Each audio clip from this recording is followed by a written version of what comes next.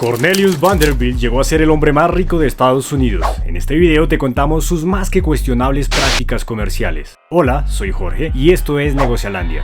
En 1805, a la edad de 11 años, Cornelius abandonó la escuela para trabajar en el ferry de su padre en el puerto de Nueva York. Cuando aprendió el oficio, Cornelius quería iniciar su propio negocio y para ello necesitaba un barco. Su madre era granjera y aunque no tenía mucho dinero, accedió a prestarle a su hijo $100 que tenía ahorrados a cambio de limpiar un campo rocoso para que ella pudiera cultivarlo. Logró convencer a otros niños para que lo ayudaran con la tarea prometiéndoles viajes gratis en su nuevo bote, y así fue como con 16 años comenzó a transportar carga y pasajeros entre Staten Island y Manhattan. Ofrecía las tarifas más baratas del mercado, con lo que puso en aprietos a los demás competidores. Rápidamente se ganó una reputación por sus servicios de ferry confiables y asequibles. Después de devolverle el préstamo a su madre, reinvirtió todas las ganancias en el negocio y no pasó mucho tiempo antes de que tuviera una flota completa de barcos distribuida en diferentes rutas, por lo que comenzaron a llamarlo el Comodoro. Para 1830, llevó su negocio a otro nivel con los barcos de vapor. Estos eran más eficientes para su trabajo y, usando las mismas tácticas de tener los precios más baratos, le robó clientes a la competencia. Incluso comenzó ofreciendo algunos viajes en barco gratis. No le importaban las pérdidas iniciales, tenía más dinero que sus competidores para soportar un mercado de precios bajos y muchos de estos estaban llegando a la bancarrota. En el mejor de los casos, les ofrecía una efímera cantidad de dinero por su negocio y luego subía los precios a niveles más sostenibles.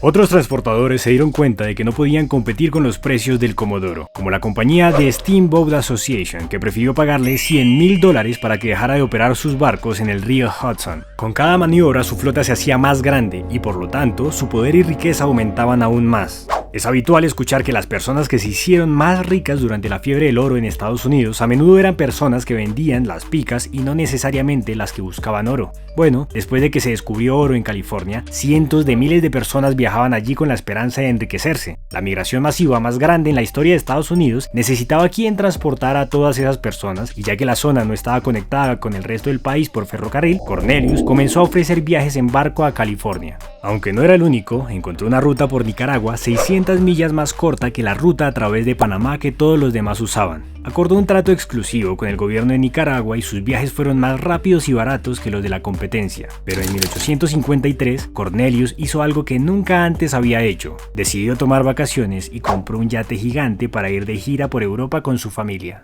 Había dejado la gestión de su negocio en Nicaragua a dos hombres llamados Morgan y Garrison, que eran socios en el negocio, pero terminaron traicionándolo y haciendo un trato con el nuevo presidente de Nicaragua, William Walker, que se había hecho al cargo por la fuerza. Los derechos exclusivos de Cornelius para operar en todo el país se otorgaron solo a Morgan y Garrison. Cuando Cornelius se enteró, les envió una carta muy breve. Señores, se han comprometido a engañarme. No los demandaré porque la ley es demasiado lenta. Los arruinaré. Atentamente, Cornelius Vanderbilt. Y eso es exactamente lo que hizo. Instaló otra compañía de tránsito ofreciendo precios ridículamente bajos para robar clientes y se negó a transportar pasajeros hacia o desde Nicaragua para crear un bloqueo del país. Hizo campaña en países vecinos para no reconocer al nuevo gobierno y ayudó a iniciar una guerra para derrocar al presidente en Nicaragua. Como indicaba en su carta, arruinó por completo a quienes se habían cruzado en su camino. Vanderbilt vio cómo Estados Unidos estaba cambiando y en una decisión increíble vendió toda su flota de barcos para invertir en ferrocarriles.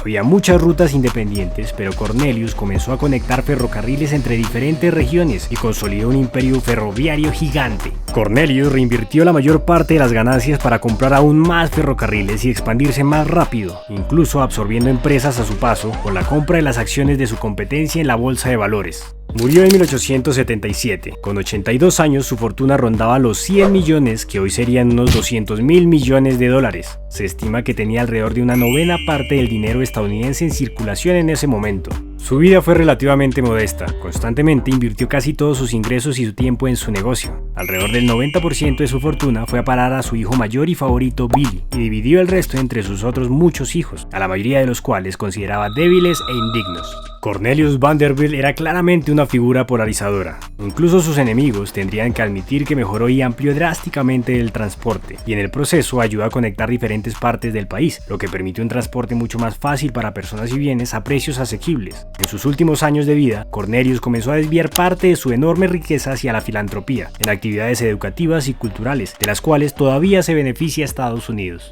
En muchos sentidos dio forma a la economía estadounidense más que cualquier otro empresario antes que él, y es bastante sorprendente que haya convertido ese préstamo inicial de $100 de su madre en una fortuna que muy pocas personas en la historia podrían igualar. Déjanos saber tu opinión en los comentarios, suscríbete y sigue aprendiendo de finanzas con el video que te dejamos acá.